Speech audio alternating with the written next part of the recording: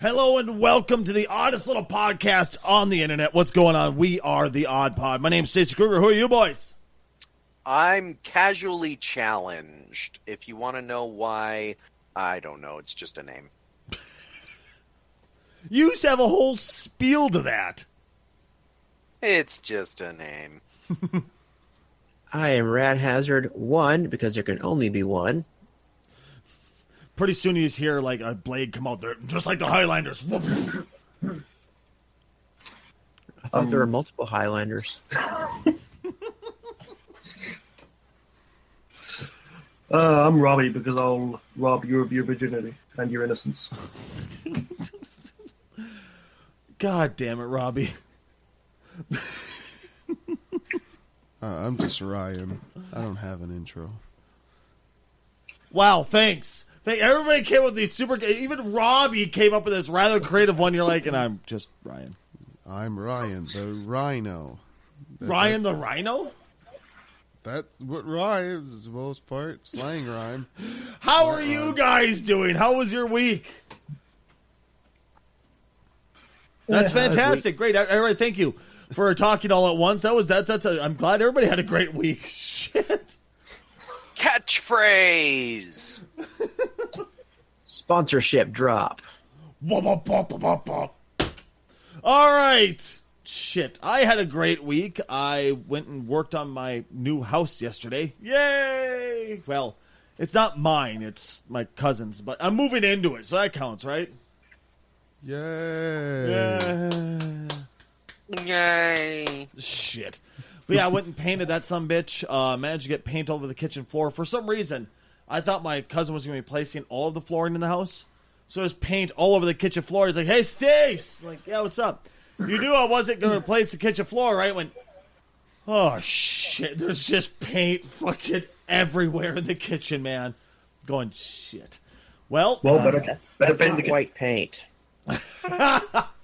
I invited Robbie over. That ain't white paint. Don't touch it, Hutch. Just don't touch. Oh, okay, you touched it. Great. Don't get it out of your mouth. If you step in it, you can never leave that spot again. Oh, God! Leave the poop behind. Just run. So I guess I'm the only one that had any remotely bit of an exciting week. It was meh. Yeah. Snowed here again. A little bit. That's about it. Rad. Anything fun and exciting? I got a sponsorship deal with nobody. Yay! How do I get this fantastic product which you're sponsored for? Just be yourself. Oh, boy, Jimmy! Casual, anything fun for you, man? Nope. Am I the only one who has anything to ever say during this segment? Ryan? Help me, save me. Anything for you? Thursday maybe. Oh, go on. Was that casual? I was just gonna say, maybe that should clue you in about not asking us what we did on our weekend. Well, I was hoping something fun once. Like I've been surprised once in a great while with like, oh, this happened. All right. Did you, Ladies and gentlemen, this is the part of the show that we like to call letting Stacy out to dry. just make him look like even more of an ass than he makes himself look like every single week. All right, woo, yeah. Just snapping. What the hell's with the snapping? In my literature class, you don't clap, you snap, because I guess it's quieter or something. So oh my God, you guys are such fucking hipsters in that school. It's just you don't bother the other classes. You snap, gets the point across. Yeah, but do you snap and go, mm-hmm? Is it a Z formation when you do it? No, you just... I am so disappointed in you. You should, next time we start snapping, go, mm-hmm. You know what? I'll just keep doing that. I think you should just take your dick out and just smash it against the desk. All I hear is... Liven it up a bit, just give it some pizzazz, man. Give him something to talk about. For years, we have never touched this spot because a dick touched it. Tell me, grandfather, what is the tale of the great dick? Well, we were snapping for this boy, and this boy whipped out his dick and just... Oh, dear Father, thank you for this story. You know, Trust us, this has to do with video games somehow. Luigi's penis. yeah, Luigi's penis. It's all about Luigi's penis. Oh, do we have tales to talk about Luigi's penis?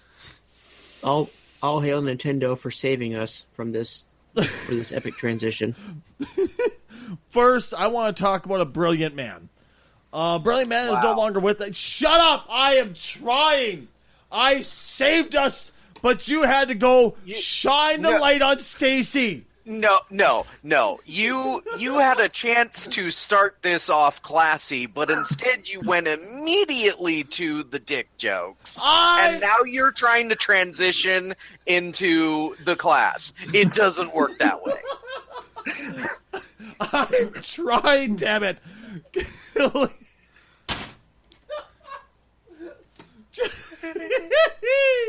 All right, ladies and gentlemen. All right, yeah. I hate you, casual. So, a great man died. Did you know this? I'm still here. God damn it. You know, I was hoping to do an honorable piece to say, look at this great man, but Robbie's just like, hey, no, it's me. I'm here, guys. Don't worry. I'm good. You chose to do this here? I have to agree. But it is true that a great man died. And it should be noted if you're listening to this podcast, it's been probably a week, I think, or probably couple of more days, by I the think. time it actually comes out. But, yeah. Stephen Hawking. Yes. That's who we're getting. Stephen Hawking passed away. Amazing physicist, amazing scientist, someone that still is, his writings still to this day are teaching us new things. That's what blows my mind. This man, he wrote A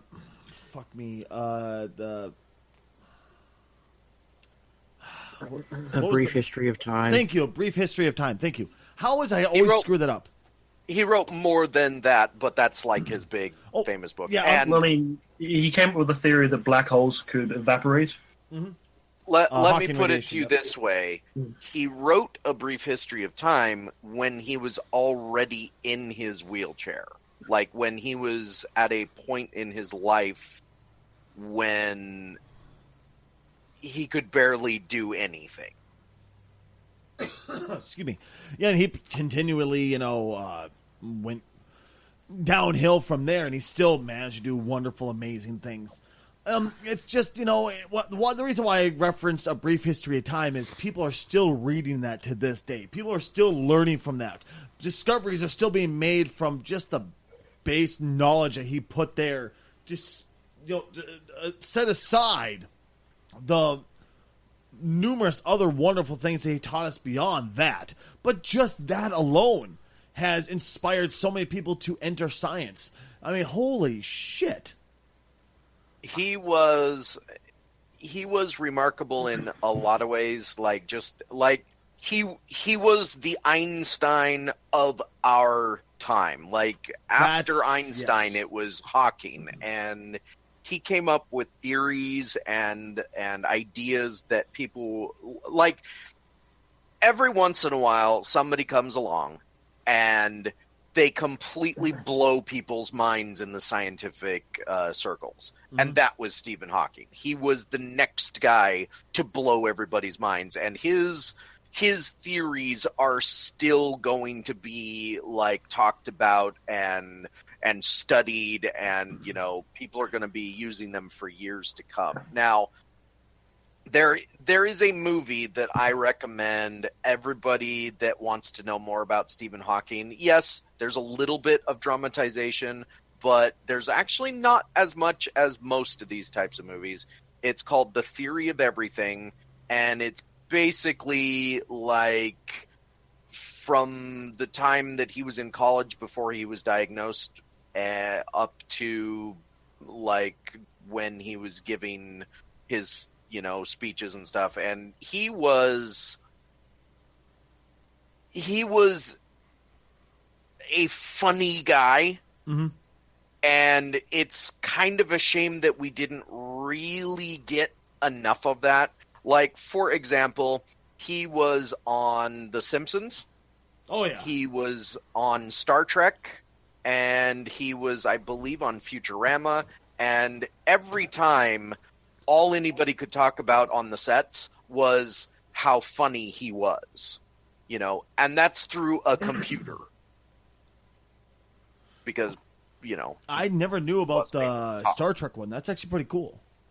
It's fitting. It makes sense. I just didn't know it was an episode where Data was having a poker game between famous figures of the past in science, and it was like Einstein, Galileo, I think. It was it was part of the little stub segment before they actually get into the actual story. Oh, okay. Yeah. He was playing with Einstein, Hawking, and Isaac Newton. Isaac Newton, that's it. And it should be noted that Stephen Hawking won the poker game against against an android. And he beat Einstein by saying, "Wrong again, Einstein." Yeah, he and anybody that was on the set at the time, like I said, he was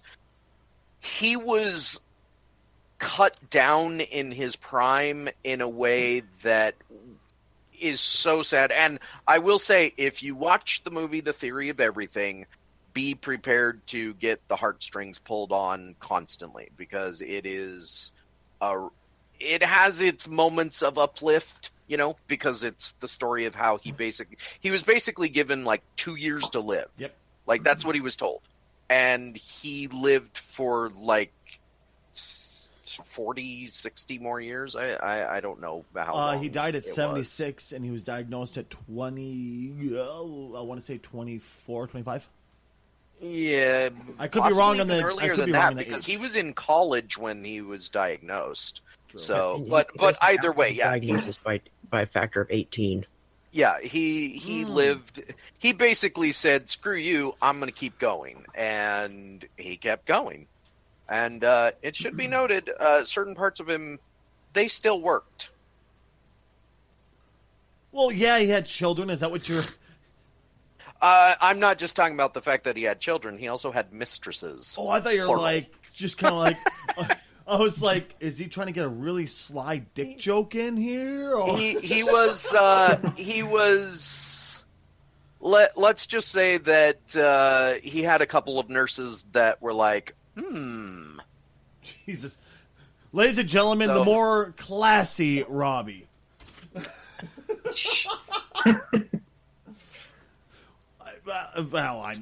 Did he ever use the line, "Would you like to sit on my chair"?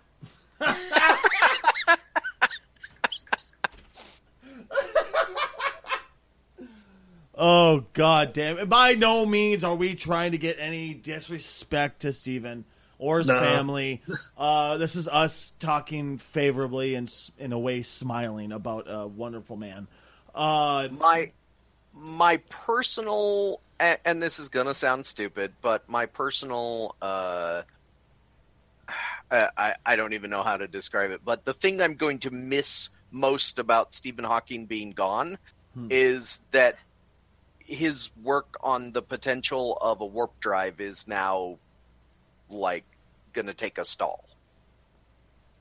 He was legitimately working on in fact in the one of the set stories is that he was given a tour of the set of the Enterprise in Star Trek, and as they went past the mock-up of the warp drive, he pointed to it and he said, well, he didn't point, but he said, "I'm working on that." I'm sorry, man. That'd be cool. It would have been cool if he could have pulled it off in time, It would have been so interesting. I mean, there's going to be somebody who's going to pick up the mantle and run with it, let's face it. Oh, sure, but I have a suspicion that were he still alive, it would have gone faster. Oh, absolutely. The man was a genius. I mean, at the same time, though, there's things that he did get wrong, and he fessed up to it, Well, it's not necessarily got wrong. It's just wasn't completely right on. like Hawking radiation is still thought, of, is still considered a viable theory, but a lot of people have gone, well, he didn't get this right here, I'm trying to remember exactly what it was that was disproved about Hawking radiation. It's been years since I looked at it. Birkenstein and Hawking radiation is is actually widely considered to be true, because we have observed Hawking radiation from black holes. Yeah. The thing that he initially got wrong was it was with another Israeli physicist, Bekenstein, I think his name was. Mm-hmm. Hawking initially argued that black holes have no mass, therefore their temperature, they have nothing escapes from it, so therefore the temperature should be absolute zero. But then he looked back at the math and was like, no, there is some things that can get away from it, therefore it has temperature. Okay, so I was misinformed. I'm sorry. Yes, he was wrong about that. Okay. Like I said, the man was a genius. The man is somebody who... This is the guy that really helped me get into science. That inspired me to look at... By no means am I a fucking scientist, but it definitely piqued my interest. That was actually the kind of the beauty part about his book. I mean, yeah, it's going to have some stuff that is going to make the more layman of us, like myself, be like, huh? Yeah. But his book was written for the masses. It wasn't a book for scientists to sit there and go, I mean, it was obviously a book for scientists too, but it was a book that was written so that the masses could consume it and be more interested in science, so that they could say, wow, this is interesting stuff. I'm going to look more into this and maybe become a scientist myself. Yeah. I have to ask one thing, though, and it's something I've always thought. Do you really think Stephen Hawking would be as big as he is today if it hadn't been for the disability? He would have been bigger. You really think so? Because he would have written more. He would have been able to get his ideas across faster. He would have been like beyond Einstein. He would have been probably thought of as the most brilliant man in the last, like he's already considered one of the most brilliant men in, centuries. He might have been considered the most brilliant man ever until somebody topped him. Because of his disability, he could only do things so fast. He wrote more than just one book. He wrote a few books. But had he been given the opportunity to be on his feet, be under his own power, he would have been able to probably write like at least 3 times as many books, maybe a lot more. I don't know how fast he could have written. He would have been able to give a lot more like seminars. He probably would have been on TV a lot more, and had a show similar to like Cosmos, where he would have been explaining science in a way that everybody could understand. And I think he would have been a much bigger celebrity than he was. Well, he did have that. It was the universe with Stephen Hawking. But no, it wasn't the universe. It was something with Stephen Hawking. He did have his own show. It was a miniseries. Right. But had he been fully under his own power, he would have had more. And I think he would have just been even more popular and more prolific. See, and in a way, I want to disagree with you because of the glamour of not the glamour, but the clickbait mentality of his disability. It's like, look at this brilliant man, even though he's crippled. That makes it much easier to put in the media's eyes. We know how media works. No, because I look at somebody like Neil deGrasse Tyson. Neil deGrasse Tyson is, one of those celebrity scientists, and he's, no offense to him, but he's nowhere near as smart as Stephen Hawking. It's because he's black. I mean, and it's known as a very white-populated field because centuries have said that. I don't think it's that. I think it's because he knows how to talk to the media. And if if you watch The Theory of Everything, now, again, I don't know how specifically accurate this was, but Stephen Hawking could get his point across to the masses. Like, he could explain things in a way that an idiot could understand, and that's how you become a popular scientific figure. It's like what's his face that used to do the kids shows? Bill Nye. Bill Nye. He's another perfect example. Mm-hmm. He's not on the level of Stephen Hawking in his personal scientific, like he hasn't broken the universe apart and shown us how it works, but he knows how to get the point across and how to make it something that the public can understand. And I think Stephen Hawking would have easily done that had he been able to. So I just think he would have, at the very least, he would have been as popular. Like, he would have been as well known and people would have known him. But I personally think he would have been even more well known. He would have been out there more. He would have been able to do more. And we would have, who knows, he might have even broken warp drive had he been able to, like, be out of the wheelchair. See, I want to agree with you, but I know how media works. It's, yes, Neil deGrasse Tyson can handle his own and can blow people's minds, and the guy's brilliant. Of course he is. And the guy's really good at speaking, but it's also the glamour of, the token black guy in science. Unfortunately, we have to look at that stereotype, and that's a lot of it, too, of why he became so huge. That's not why he stayed huge. The man's fucking brilliant and can handle a crowd, like you said, but that's what first broke it apart, besides the fact they pissed off everybody with Pluto. Then there was also, Bill Nye. I think he became popular because of the fact of, once again, he could handle his own. He could get people to listen to him and talk to him, but he's also the fact that he's like Dad. He honestly looked and acted just like my dad, except that he was into science, and me being the kid I was like, science is fucking awesome. Let's look at this guy who's just like my dad. Everybody had their own appeal. And I want to agree with you. It's just, once again, it's look at Einstein. He looked insane. That's right, but people remember him fondly.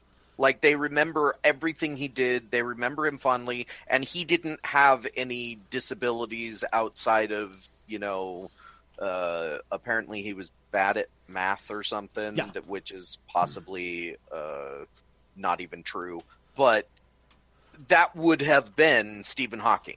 Like, Stephen Hawking would have been that guy without the disability. I can almost guarantee you in the future, people are not going to be thinking about Stephen Hawking because of his disability. They're going to be thinking about Stephen Hawking because he literally broke science apart and added like 100 new theories that people are delving into right now. He was a genius. Well, I agree. I'm saying more about to get people to scratch the surface to even look at you.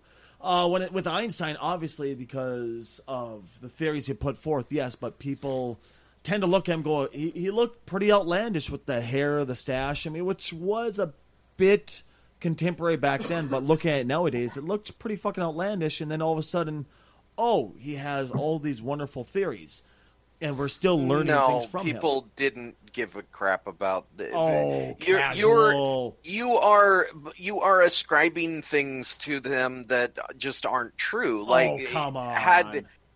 Had he been like, it doesn't matter. He was brilliant, and that's what people look at what Einstein is remembered for isn't because he had a crazy mustache. It's because he was brilliant. He was. What I'm saying is he's not remembered for it. It's what people. It's once again the clickbait mentality of human brains, where you kind of go, or the human mentality of going, oh look, something great, a very interesting thing to look at, and then you tend to look further into it. It's what kids do. It's what humans do. No, I think you're wrong in this case. I think you're completely wrong and being closed-minded, but that's okay. It's okay to be wrong. Your words exactly. But I understand, dude.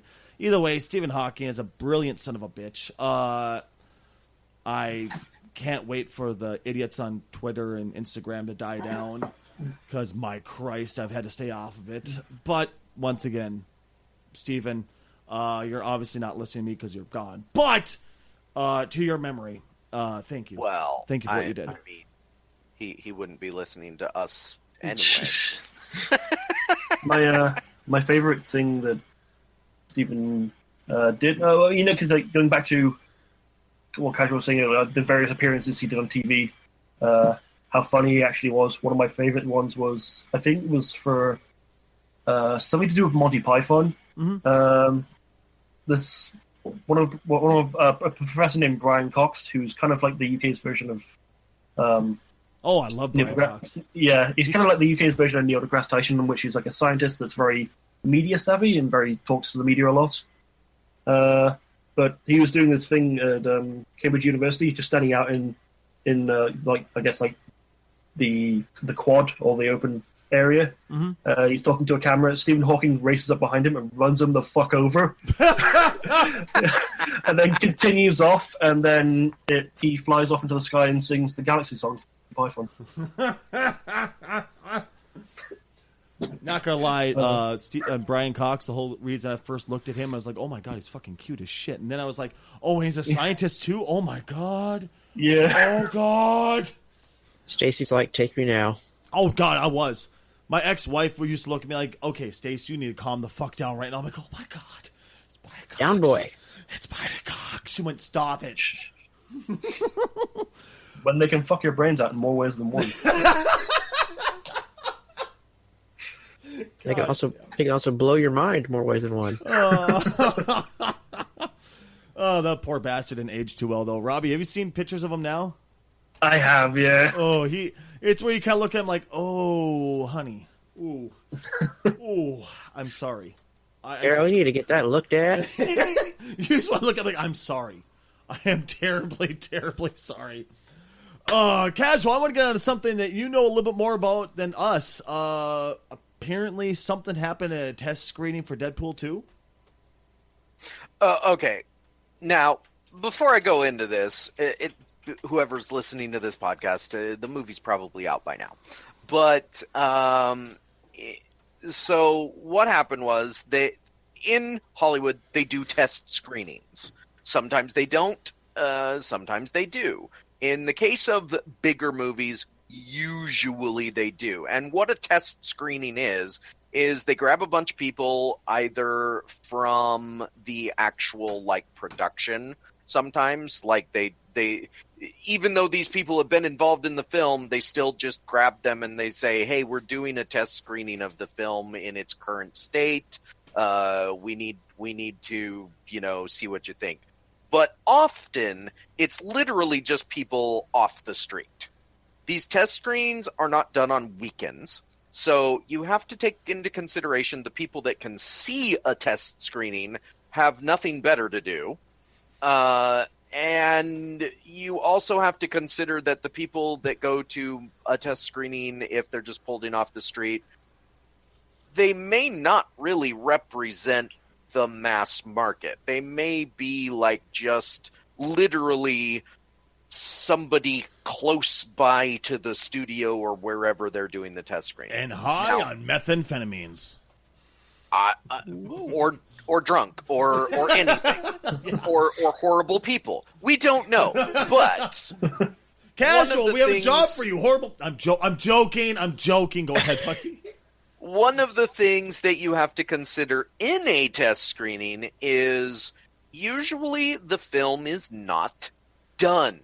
This is not a film that is completed and they're just doing a test screening. This is a film that has missing visual effects, or not fully rendered visual effects. Sometimes it'll even have scenes that say "scene not here." You know, like this is a film that is still being made, but it's, let's say, 80 to 90% complete. But before it's done, somebody in the filmmaking process has said, "I'm not sure. Let's test it."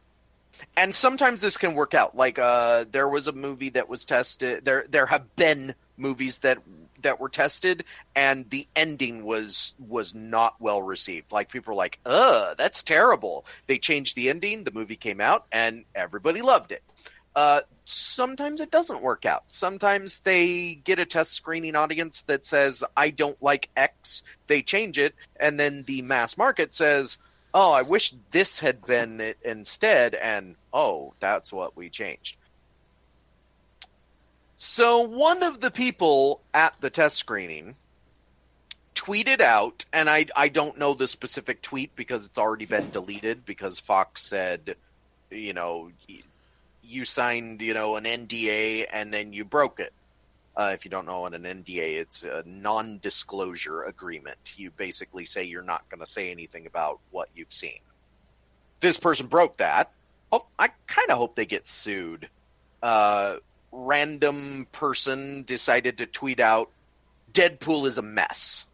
Now, again, I don't know the specific tweet. I'm not quoting that they said that, but all of the news media grabbed a hold of that, because the news media does that. Mm-hmm. And now many people are worried that Deadpool 2 is, quote, "a mess of a movie."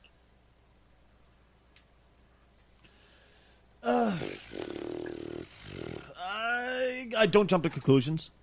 Guys, that's the first thing I can say, because let's face it, so many times we've heard this. I mean, if I had listened to other people's opinions, I would never gone to see Justice League and have been insanely as happy as I was with the movie.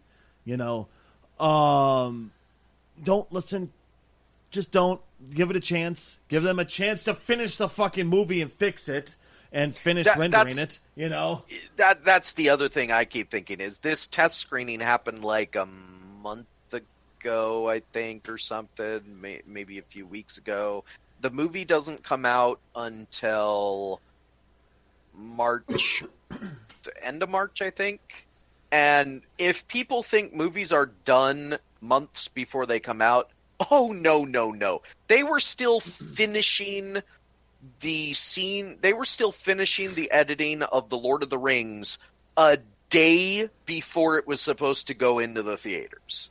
So trust me, they are still working on this movie. Real quickly, I found the tweet. It was from a guy named Jeremy Conrad. His Twitter handle is Manabite with a Y instead of an I on bite.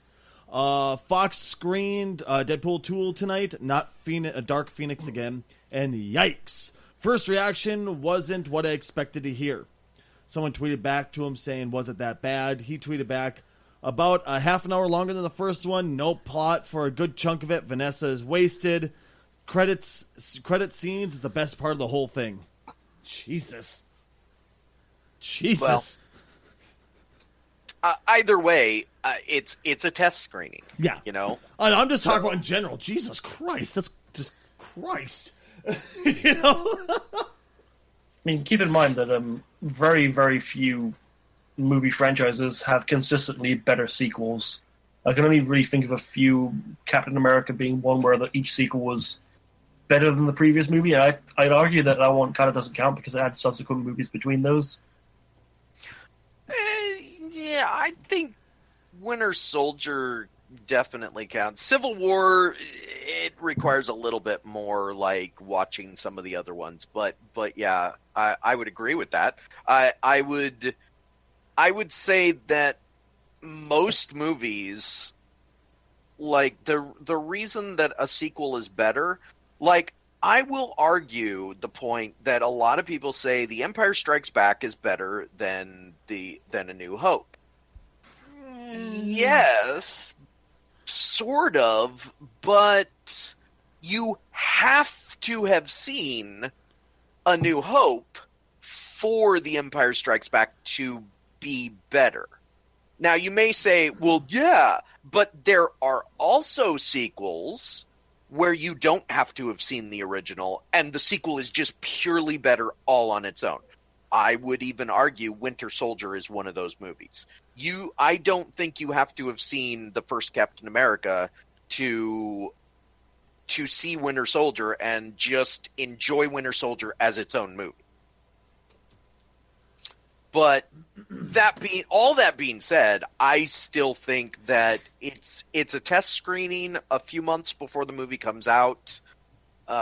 They could completely be still editing it. There's definitely, CGI that hasn't been finished. I guarantee that. There could be entire plot points that were not integrated yet or something. I don't know, but I'm just saying, if people are going to judge a movie on a test screening or a trailer or whatever, don't always judge a book by its cover, because the trailer for Suicide Squad was freaking amazing. The movie, not so much.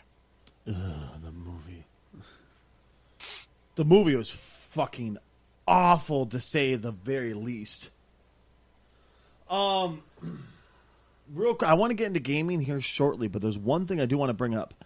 I remember watching this series back when I was a kid, Buffy the Vampire Slayer. Apparently, you said they're trying to bring it back for some god-awful reason?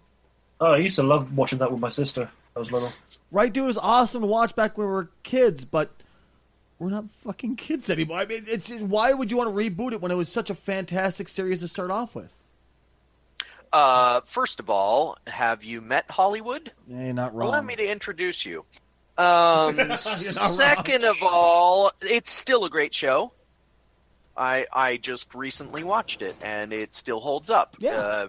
Mostly because of the dialogue. That show was all about the characters were great. Obviously, the actors did a great job of delivering the dialogue, but it was the dialogue. The writers in that show had such a great way of delivering the lines, and it just it cracks you up, most of the time, because it was mostly a comedic take on. It was kind of a deconstruction of the typical damsel in distress. Like the damsel in distress, the blonde who falls down as the monster is chasing her, turns out to be the heroine of the whole story. And from that perspective, it was an interesting take on that whole idea, but it was the dialogue that really set that show apart. But yeah, Fox is, and keep in mind, plans can always change, and this is just somebody heard something somewhere. Basically, They're saying, somebody wants to redo Buffy the Vampire Slayer. Now, I have a personal opinion on reboots in general, and that is, give it 25 years minimum. How long has it been? Because I think that prior to 25 years, it's too soon. There's an entire generation that remembers the first Spider-Man movie, and when they rebooted Spider-Man the first time, kind of a terrible example in some ways, because some people actually thought Amazing Spider-Man was better than the first three. It was better than the third one, for sure, but... My bowel movement this morning was better than the third one, casual. Yeah, I mean, the only good part in the third one was the Sandman character. That was the good part. The rest of it, oof. But they rebooted it.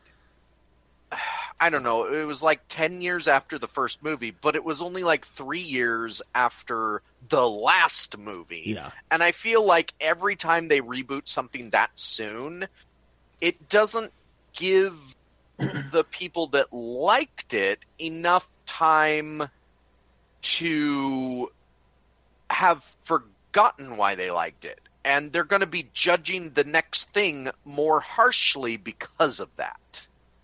You're not wrong. I always had the problem of why? Why reboot? Okay, let me rephrase this. I know why, but in my head I keep saying it. Why reboot? Why not create new? Because I always hear, let's make this movie again, but put different gender in there, or a different race, or a different this, or different that in there. Well, how about you just make new? I much rather see new things. I much rather learn a new story instead of having the old one regurgitated towards me. I get why, because it's cheaper. It's easy. It's already there. The blueprint's there. Because nostalgia is a bitch. But nostalgia is also going to bite it in the ass at the same time and backfire, in my opinion. Because there's going to be people going, well, this wasn't the way originally. What the hell's wrong with you? Why'd you change it? Yeah, I mean? I don't disagree. Like I said, I don't think you should.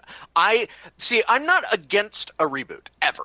Like a remake, a reboot, whatever you want to call it. I am not against that, but I just think you have to give time. Mm-hmm. Because, like, as much as... And I don't even consider the latest Spider-Man movie to be a reboot in the conventional sense. I consider it to be a part of the MCU. Like, in my opinion, Sony ended their attempt to do it on their own. They gave it to the MCU, and they said, okay, you do what you want with Spider-Man now. And so Spider-Man is just now a part of the MCU, in my personal opinion. Yes, technically it's a reboot, but it's a part of a greater universe that is well established and has a track record for making everything, at the very least, good. Yeah, I agree. Excuse me, I agree. And as for, like, the idea of doing a reboot of Buffy, there is an inherent potential problem, and that is, if you don't involve Joss Whedon in the process, I think that would, and I'm not saying they're not going to, because I don't know, like I said, this is all very, early rumor stuff about them potentially doing it, and who knows, maybe when Disney takes over, maybe they don't go back to it. But if they don't involve Joss Whedon, who created Buffy and was so directly involved in the production of the original show, mm-hmm. It's the biggest mistake you can make, because he was the reason that show was so good. He was the person behind why the dialogue was so snappy. He was the person that helped to create the show the way it was. And sometimes if you bring a creator back, well, that's not so good. Like, for instance, I would point to the X-Files and Chris Carter. Chris Carter should have left around season 3 of the X-Files. He drove that show into the ground where it could have been good. I would add another example would be Gene Roddenberry for Star Trek. Yes, when Gene Roddenberry passed away, unfortunately, the show kind of got better. He had certain views that he wouldn't let them do, and once he was literally dead, they did things a different way. And, oh, hey, look, it turns out it's okay to have stories that focus on a female that isn't a damsel. Well, hey, keep in mind, Gene Roddenberry was very old. And he was also a little bit communist. Okay, socialist, if you want to go that route. But there are other cases where I think the creator of the show still has something that he can give to it. Like, remember, folks, better dead than red. Oh, come on. You mentioned communism. I had to make the joke. Nothing? Really? No. Thanks. Thank you so much. Dead as you. God damn it. Real quick, I've been holding off on this for a while. I have a whole bunch of gaming shit I want to talk about. First off, Casual, me and you both apparently are like just old manning it today. Like bad when it comes to video games in general. First, I want to talk about yours, then I want to move into mine afterwards, okay? You know what? I'm not even going to say anything. I'm going to let you take it away on the Nintendo Hard. The what? Well, You see, he heard hard, and he's like, my ears are perked. What about... first of all, you have to define Nintendo Hard, and I think that the definition is getting muddled. As I understood it originally, Nintendo Hard was a definition of a game that was hard, maybe not because it was designed to be a challenge, case in point, Dark Souls. Mm-hmm. But it was hard because of either limitations to the programming ability, because the NES was very limited, or because the developers sucked and they created a game that was just ridiculously hard. Now, going by that definition, you have some kind of classic Nintendo hard games. The two that come to mind, one I think suffered more from the lack of system capabilities, and the other I think was just the developers being assholes. The one that I think suffered from lack of system capabilities was Ninja Gaiden, or Gaiden. The original Ninja Gaiden was a very hard game. But I think had it been made with less limitations, like had the developers been able to do things, I think it still would have been a challenge, but it might not have been like a controller breaking challenge. Well, I would argue with, I think it's both with Ninja Gaiden. Because the game was designed to be a bastard right from the get-go. Yeah, I mean... Sure, like I said, I agree with that, but I think that had they made it on the Super Nintendo, for example, which would have had double the capabilities, I think that they would have been able to make it a challenging game, but not, broken at certain points. Well, do you think that's kind of what set the trend for Ninja Gaiden, where further down the road, they just turned into bastard R-Us, basically? I don't think so. I think that they wanted to make a game that was bigger than what they could, and because the first three games were all on the NES, and the NES they reached their limitations with the first one, and then they wanted to do more with the next ones. Well, you can't do more once you reach your limitations. Mm-hmm. Now, the other game, though, that I think was less about limitations and more about the developers just didn't give a fuck would be Battletoads. I think they could have done some different things with that game, but they chose not to, and holy crap.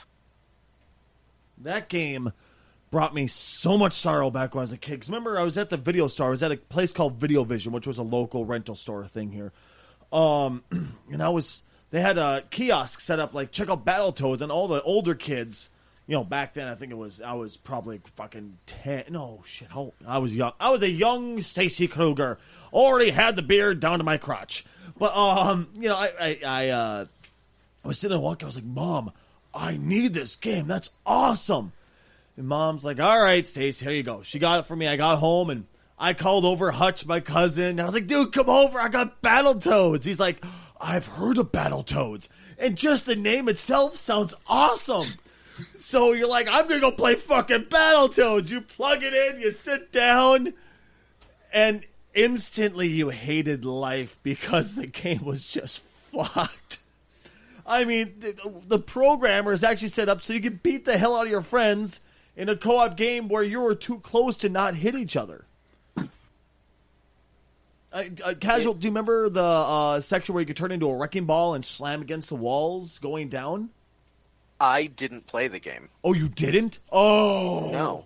I heard about it and I was like, why would I? Remember, part of my name is Casual. I heard how hard it was and I was like, well, not for me. I watched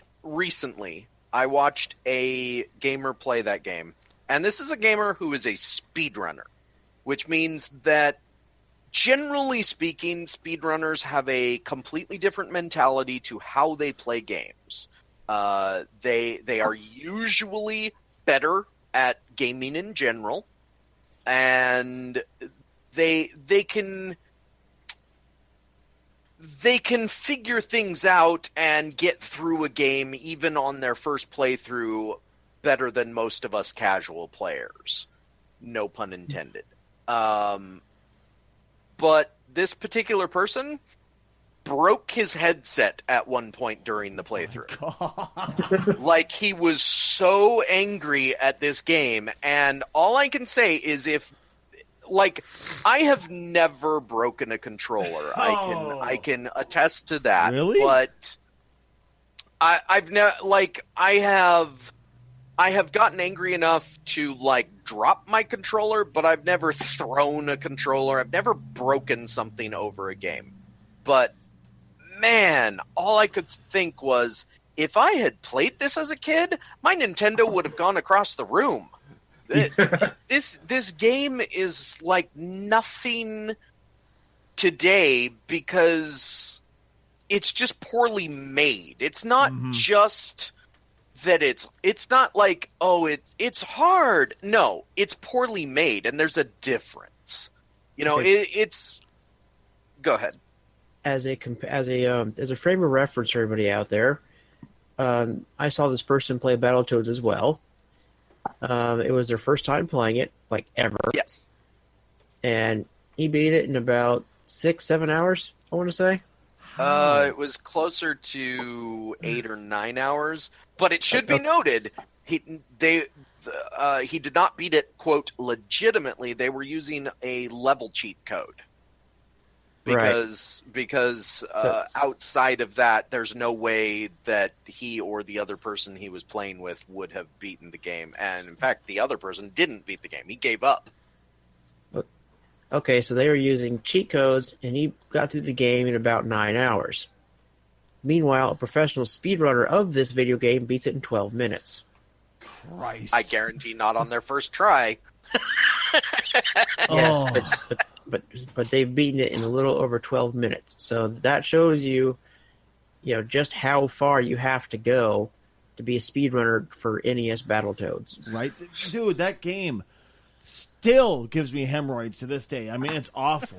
It's awful, man. Now, go ahead. And the one level that everybody gives up on is Turbo Tunnel. Oh, God. Oh, yeah. Fuck that level, dude. Side-scrolling obstacle avoidance.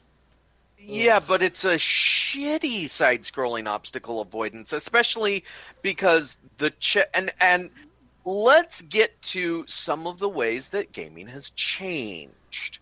And one of the things that used to happen in gaming was you had lives, you had timers, you had continues. Why did you have these things? Well, because they were designed to eat quarters. Now, Battletoads was never in the arcade. I say that as initial. I think they did eventually make an arcade system, later. But the first game was never in the arcades. So why did it have lives? Well, there's two potential theories for why games continued to have these things. For instance, the original Super Mario Brothers had all those things. It had the lives, it had the continues, etc.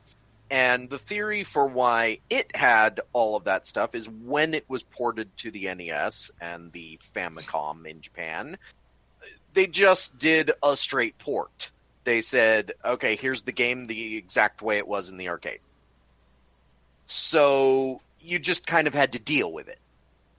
But when it came to games that were put out where they never had a release in the arcades, the original Teenage Mutant Ninja Turtles game, for example.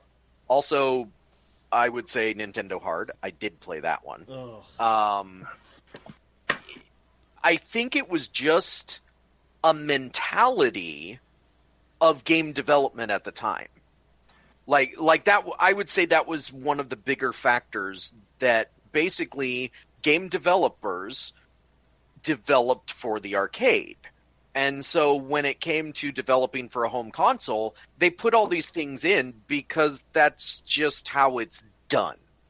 You know, it's how we develop a game with continues and lives and all these other things. But I will also say there might have been a secondary factor, and that is that game rentals were really big back in the day. And there's a theory that game developers made their games with continues and lives so that you could not beat them in one sitting, and you'd have to rent the game again. Now, I'm not sure how that to me, that's a little bit conspiracy theory, but who knows? You know, maybe some of those game developers were in bed with Blockbuster at the time. No. Say it in so casual. Well, Blockbuster was the biggest rental company in the country, at least. In the United States. I can't speak for elsewhere. And now they don't exist. Thanks, Netflix. Apparently there are a few still around. Really? Really? Where? Yes. I don't know how they make their money, but they are. Literally every single one that I remember on in Washington and Oregon is gone. I'm looking for it right now. Hold on. There are a total of 9 locations left. 3, 4, 5, 6. 6 of which are in Arkansas. I feel sorry for whoever works there. Alaska, I'm sorry. Wow. 1 in Texas and 2 in Oregon. 9 left when they used to have hundreds. Yep. Also, I shouldn't say thanks Netflix. I should say thanks Netflix and Redbox. Yeah, Netflix stabbed them in the throat, and Redbox pulled the dagger out so they would bleed to death. Yeah, I remember my favorite thing. You know what? I know we're getting a little off topic here, but when are we not really? But Blockbuster, one of my favorite things about growing up with Blockbuster, and unfortunately Ryan here probably won't know the glamour that I'm talking about, maybe with Videovision. I knew Blockbuster. My neighbor used to work at Videovision before they closed down, because didn't they used to be by Papa Murphy's? Yep.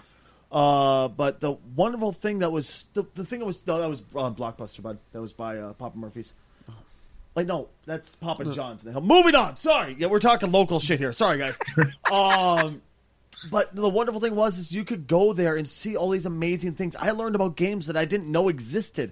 I mean, sure, nowadays, because of the internet, that's kind of null and void, and I get that. But there was a certain glamour about it, to be able to go, holy shit, what Godzilla flick do they have this time? Did they order anything new? You could go up and go, hey, can you find me Godzilla?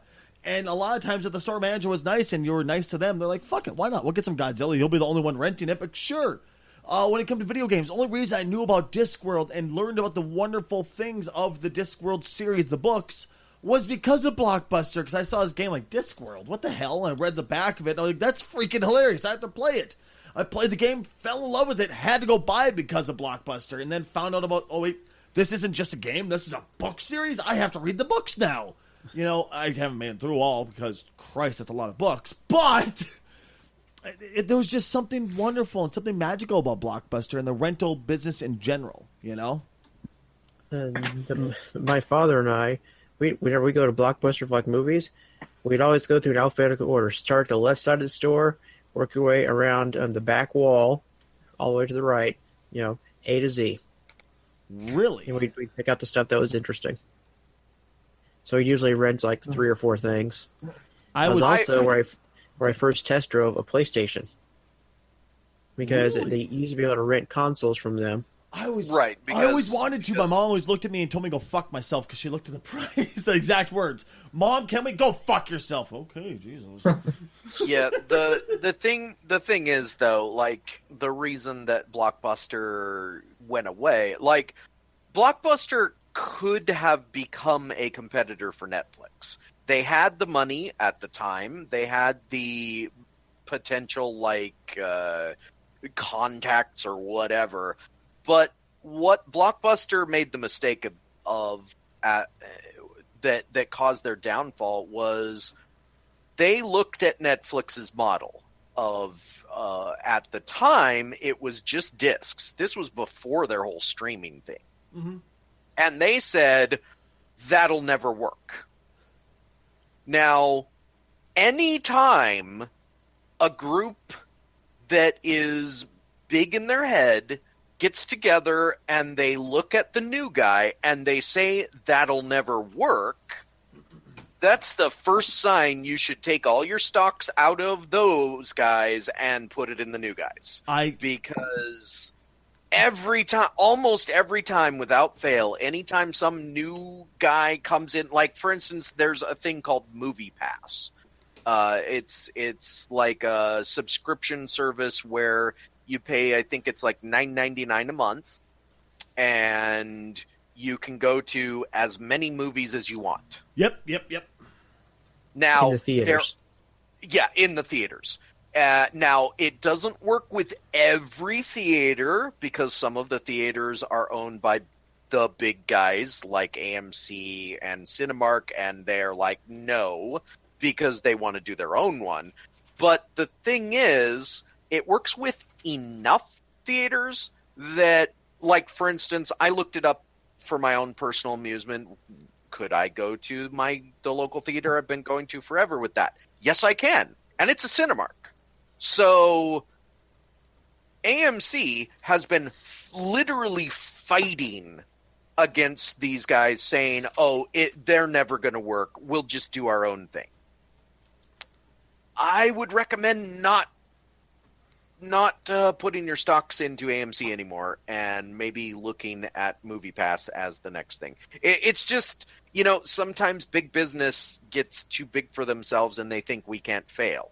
Well, guess what? Well, the big problem with Blockbuster was they dismissed it outright, which is what Casual was saying. They didn't look at it and say, I wonder, is there a possibility there could be anything there? No, they said, nah, won't work. Sorry, go away. Now, I can 1,000,000% agree with you, Casual, and piggyback on your point of view and completely agree with you on this because I worked in radio. And I remember when both satellite radio became a thing and when internet radio became a thing. We had our big boss come in, the big owner of our radio group come in from out of town, and we're sitting there chit-chatting, and the two different meetings. First one, when satellite radio first started to become a thing, is like, hey, what are your thoughts on satellite radio? Should we maybe start working our way into that to see if we could get a chunk of that? Oh, nothing we're going to worry about. It's never going to work. People are never going to buy extra equipment to, capture, radio from the skies. They would have to pay for it. It's stupid. It'll never work. And I can't believe you'd ask that question. And then satellite radio, not even a year later, blew up. Became huge, and it's still a chunk of the market nowadays, and it's fantastic. My girlfriend has it in her car, and I'm hoping to get it in my truck. I love it. And I'm a radio guy. I love regular radio. Well, for talk radio at least. Music radio is garbage around here. But it was fun. It's great. It's got wonderful things. Now, same exact thing happened when the internet started to really kind of come to the forefront with radio at least. I mean, the internet was already there, but that's when internet radio, such as podcasts and stuff like that, started to actually really come to the forefront. And same exact thing. What's your thoughts on this? Should we maybe move our stations into this and maybe try to get people to pay for a subscription on the internet to listen and to watch our show live or something? Don't even worry about it. It's not a thing. It'll never work. Why would somebody want to sit at home and on the computer and stare at the screen to watch you talk? It's stupid. How could you even ask that? That's the most asinine thing. And then guess what? Fucking blew up. There's people who work in radio every single day. One name, which I'm sure is going to get everybody to groan because they fucking hate him, but Rush Limbaugh. And we're just looking at him from a business model. The man is getting rich off the same exact thought process I brought to my radio station initially of put up a webcam, charge people a monthly subscription just to watch us do it live, and they can listen to it live on their phones and listen to it live on their computer. And like, oh, that'll never work. People never do it. And he's making hand over fist money. And it's just, it blows my mind because once again, same exact thing with Blockbuster. It'll never work. Why would people want to do this? It worked fantastically. How about instead of initially going, oh, that's bullshit, forget about it, we're the big dogs, going, we need to look into this and see if it's worth going into. Why would people watch somebody play a video game on the internet? Game, set, match. Right there, my friend. Right fucking there. Also, subscribe to Stacy at twitch.tv/StacyGruber. And if you're a tier 2 sub, which is $10 a month, you get to listen to us do this live.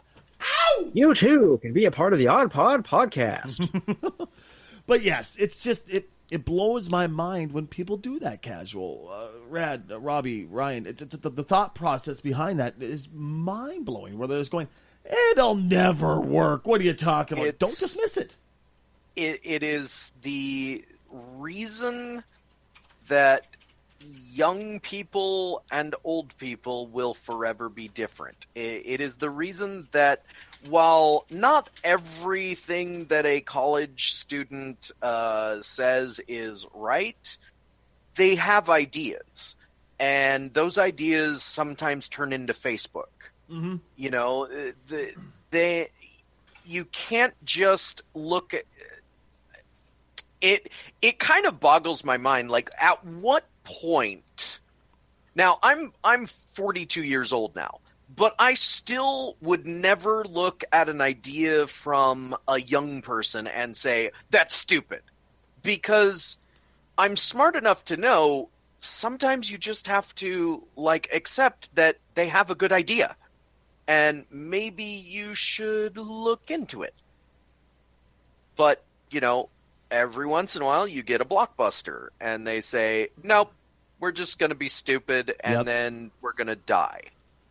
And that's the exact reason why radio is dying a slow, painful death. The exact reason why Blockbuster died a very slow... Well, Blockbuster was a bit quicker than other industries, but died a painful death. That's why so many other ones... Go ahead.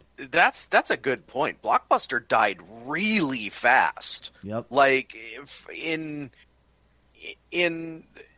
newspaper is still struggling to keep going, but it is still going because they've done some things to modify. They have websites now, and you can get the newspaper on the websites and whatever.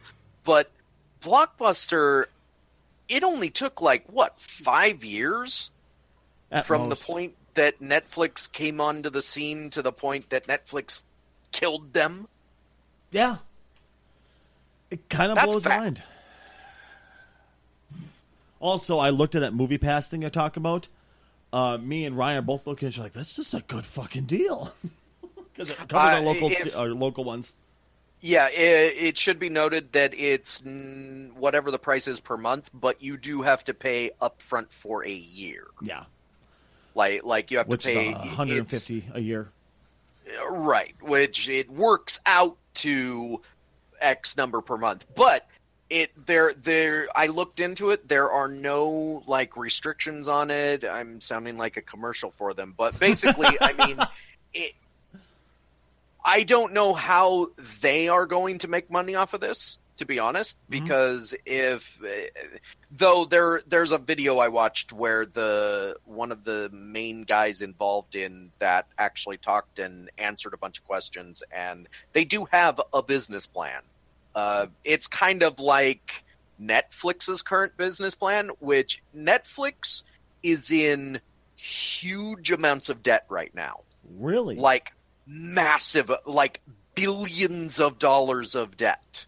And the reason they're in all that debt is because they're spending billions of dollars to produce content. Their last year, I think it was, they said they were spending $1 billion on content. This next year, they are planning to produce 700 new original things this year alone. Now, you may be wondering, how can they do this? Well, first of all, banking and business has always been weird. You can lose money for years and then turn it all around. Mm-hmm. That, I believe, is their biggest idea, because they know, and this is why Netflix, I think, will survive the, quote, streaming wars, which is currently between Hulu, them, and Amazon, but Apple is going to start their own streaming service, and Apple apparently is very rich. They have enough money to just come in swinging and knock everybody out. And Disney, which is one of the biggest things around right now, is going to be starting their streaming service.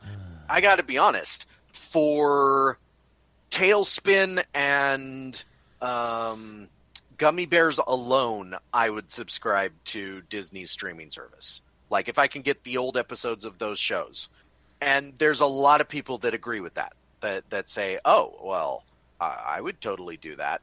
So what Netflix is trying to do is create so much content that people will look at them and say, well, there's like 5 or 6 shows that I like to watch on Netflix, so I'm going to subscribe to them. Like, that's what they're trying to do. They're basically shotgunning the mass market with as many shows as they can to see what sticks and what will get people to stay and subscribe. It makes Unlike sense. HBO, that is fixing their entire thing on one show, and when that show is done, they have to figure out what the next one is. Well, they've been at it for so damn long. I'm sure they got to that point of going, oh, we're unstoppable. No, you're not. Exactly. I have a suspicion that HBO is going to be struggling as the Netflix and Disney and Amazon war continues, and I think less and less people are going to subscribe to HBO, and they're going to have to like look into other means of getting their shows out there. Mm-hmm.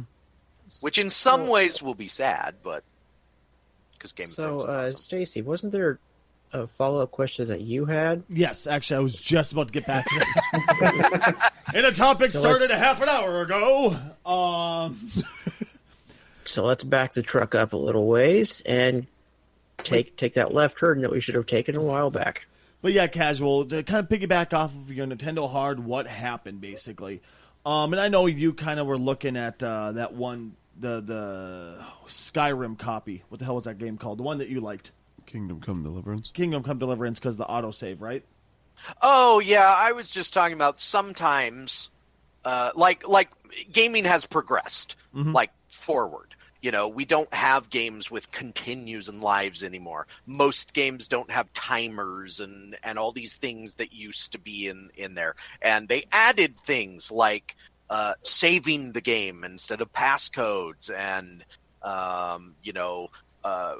after that was the checkpoint saves, where the game would basically just, oh, you've reached a certain point. We're going to autosave for you so you don't have to remember. Every once in a while, though, a game comes out and it's like they backslide, where they don't do that anymore, and it's like, what are you doing? And I'm looking at Kingdom Come Deliverance, which is it was a Kickstarter game. It's not that bad. It is very buggy, but you have to expect games to be buggy nowadays. But they have a save feature in that game that I think I know why they did it, but it's still stupid, where you have to buy a item in-game called Savior Schnapps, and you have to drink the Savior Schnapps to save your game at any given moment. Wait, what? Ryan, why are you playing this? Okay, well, for another thing, they put on an update, or at least for Xbox, Yes, that you could just also save on and the quit. PC. So now you can just save and quit, but before, you had to have save your schnapps to save a game, otherwise you had to, like, sleep a certain number a certain number of hours to save your game, Oh my and God. it was just different ways to save. The idea behind it, like I said, I understand. It's because they're trying to make the game like they don't want people to be, quote, save scum. They want all of your, quote, decisions to matter. The only problem with this, and this is a problem that many a game that does this stuff has, is the game is so buggy that like, for instance, I walked up to a guy and he said, "Hold on, I need to search you." And I was like, "Oh, I have a bunch of stolen crap on me. I'm not going to let him search me and take my stolen crap." So I just started walking away. Now, in a well-designed game, walking away would cause that person to go, the AI would say, "I guess he doesn't want to go inside here." Because that was the idea. I was going to go inside a place where they didn't want me to bring weapons or whatever. Mm-hmm. But I just walked away, and the game decided, no, this guy's going to chase you. Oh, and now you're aggroed, and now the entire town hates you. And because of the design of the game, yep, you are basically screwed, and I basically am hated, and everybody wants to kill me, etc. Well, and it's like, okay, here's my thing. That onto the saver scum thought.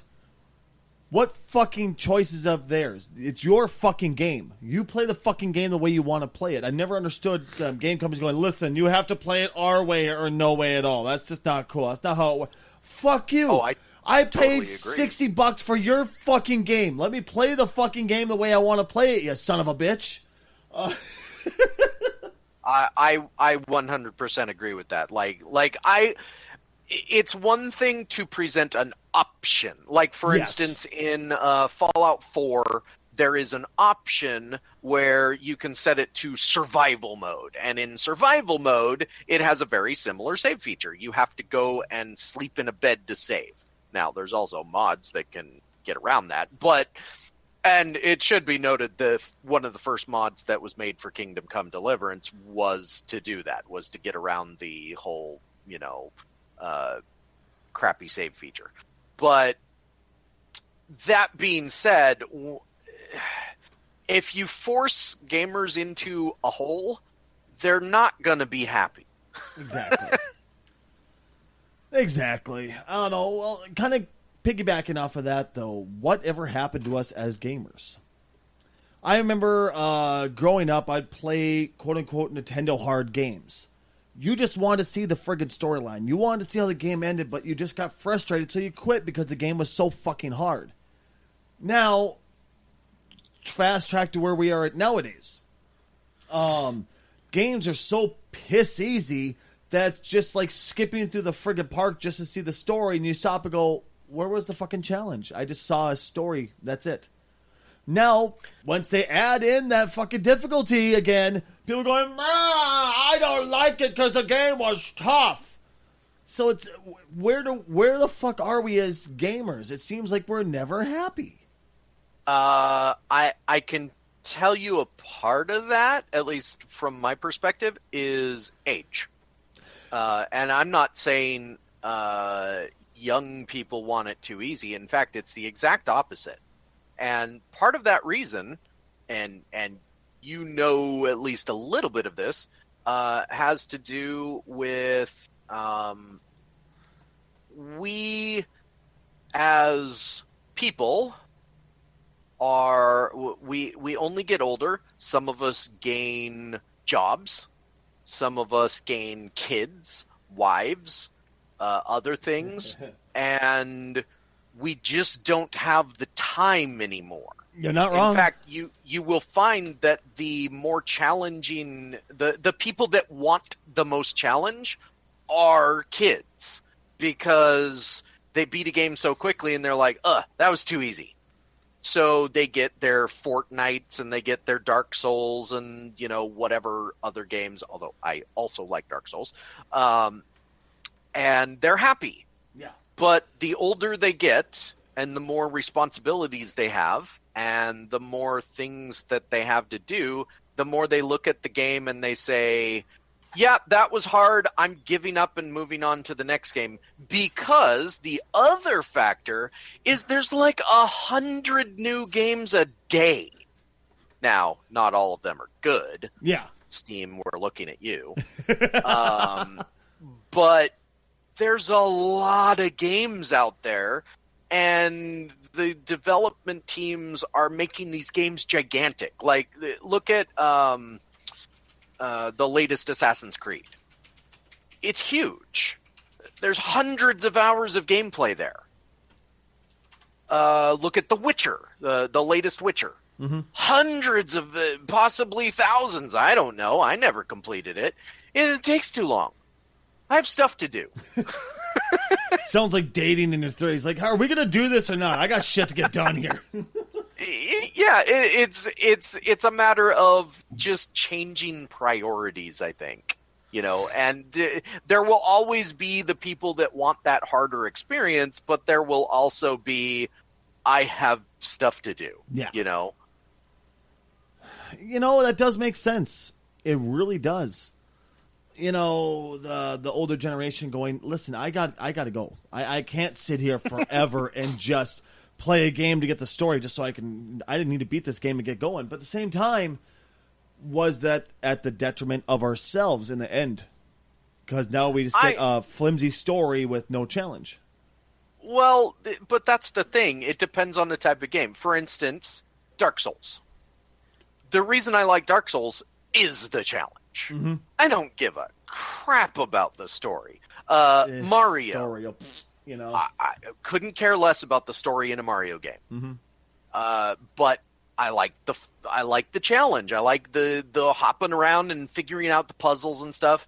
But let's take a look at like Skyrim. Well, that's a bad example because not everybody likes that. Let's look at Final Fantasy. Mm-hmm. Most people can agree that most of the reasons they play Final Fantasy is for the story. Oh, absolutely. That's really...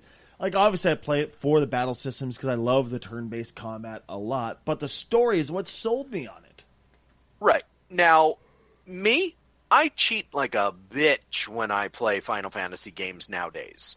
Because I don't have the time to grind out the levels to get to the point where I can power through the story. Because I want to play the story. I want to see how the story evolves. Now, you could argue, why don't you just watch a movie?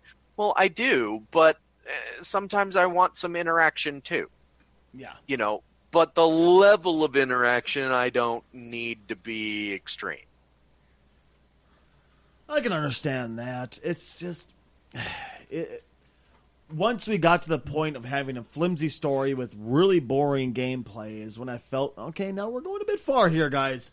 I mean, luckily I'm a streamer, so I can devote hours of my life to video games, so I can enjoy the longer games and the harder games. But at the same time, I just want to see the fucking story to a lot of these. I mean, like Dark Souls, I will say, if you dig into the game and actually dig into the game, the items, and actually listen to dialogue for everything, it does have a very interesting story. But that's if you feel like doing that. The universe of Dark Souls is great. Exactly, yeah. But it doesn't have a conventional story. It has its own way of telling the story that is unique, but also, I don't know, like it's fun to delve into the lore of Dark Souls for me because it gives you just enough where you can have debates about what things mean in that game. Mm-hmm. And that's more fun to me than just, this is the story, this is what you get. You know, where it's probably why I stopped playing Final Fantasy games, to be honest, because I would rather watch a movie at this point. You know, I'd rather just, okay, I'll just watch some movie instead. Not a Final Fantasy movie, because most of the time those suck, but, you know. See, everybody hated Advent Children. Everybody hated Spirits Within. I thought both of them were stellar movies. Stellar.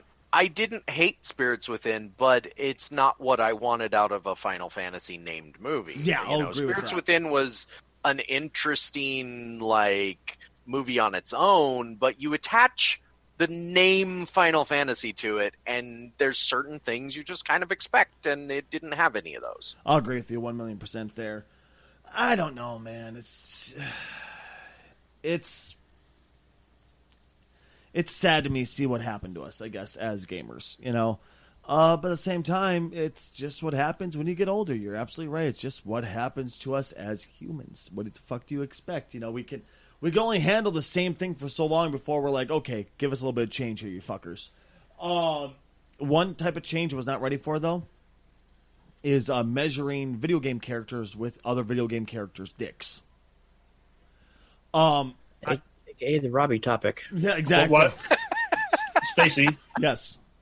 why are you using dicks to measure people? Kotaku. Because Kotaku, this fucked up little gaming website. I mean, first off, Kotaku, you're fucking weird already. And you've already made me go, what the hell's wrong with you on a number of occasions. To measure Bowser with Luigi's dick, I think you've just jumped out of it. I mean, you went past what was logical into just the most asinine article I've ever read in my entire life. I'm just making fun of the way you're wording this. Like, are they using Luigi's dick to measure how big Bowser is? Yes. What? Yes. Seriously? Thanks to promotional image for the upcoming Mario Tennis Aces, and a fan figured out how big Luigi's dick is, and then used their math to figure out the size of other Mario objects and characters, such as Princess Peach. What the actual fuck? Such as Princess Peach is 3 feet 3 inches tall. Toad is 29.2 inches tall, only slightly taller than his tennis racket. Mario's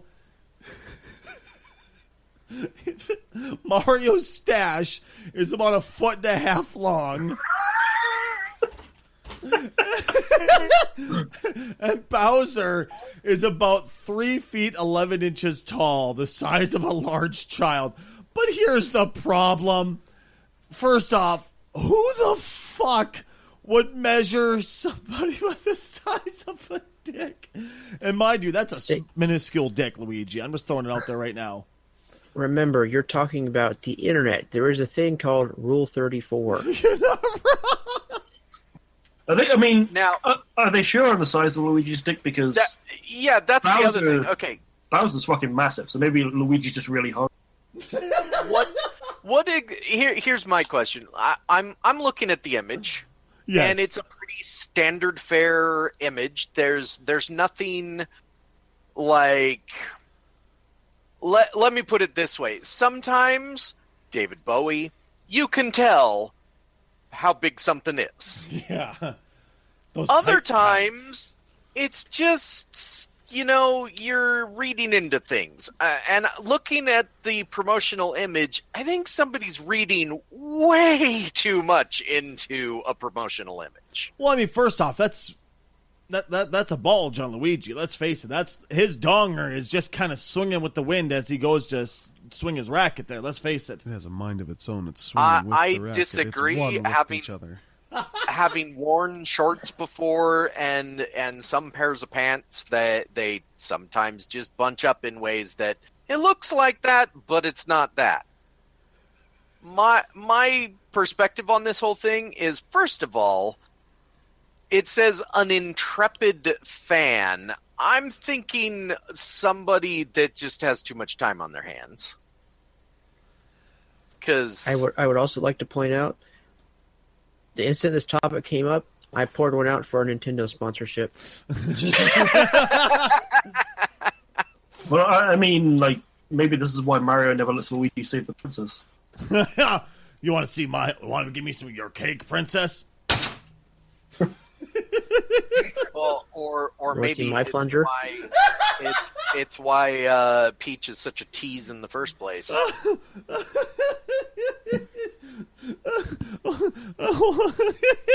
Let's roll down to Mario, see if he has any bulge in it.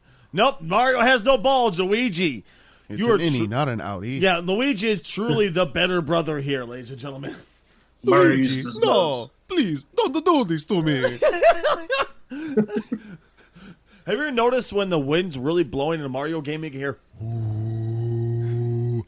Yeah, that's Princess Peach after she had a round with Luigi, apparently. Jesus! Say, that's not the soundtrack. That's, God damn it. So this theory is great and all. However, it has one. Oh my! No matter what I say, it's going to sound like I'm trying to be funny. Okay, I'll go with it. Lay it on This. Oh, I will. This theory has a very massive and girthy problem with it. Yes. Bowser can change size. Boom! maybe Luigi's penis can change size. Oh my God. Can he just look at Luigi Senpai, teach me your ways? He puts his thumb in his mouth. He just blows and it just inflates. Ladies and gentlemen, we've taken this podcast to levels of depravity I never thought we could reach. Let's just give ourselves a round of applause. Come on, guys. Yeah, just before we go, I just want to point one thing out. Black Panther is #1 at the box office for Still? the 5th week in a row. Jesus. It is on its way towards 1-point-something billion.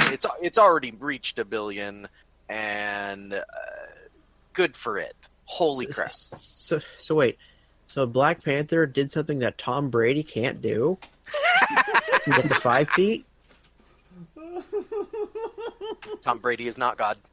Oh, God. I love you guys. Thank you so much for tuning in today. I'm Stacy Kruger. Who are you boys? I Snap, and I'm Ryan. I'm Robbie. I'm Rad, a subscriber to twitch.tv/Stacy Kruger. I'm casually challenged. Please help me. Get me away from these idiots. We have been the Odd Pod. Thank you so much for being here, each and every one of you guys listening. You mean more to us than we could ever describe. Well, maybe not so much a casual, because he's a dick, but we still love him anyway. I'm just saying, there's a reason they keep me on an island. They don't want me anywhere near them. Yeah, keep that weird thing across the big pond. Let the Brits deal with them. We love you guys. We'll see you next time.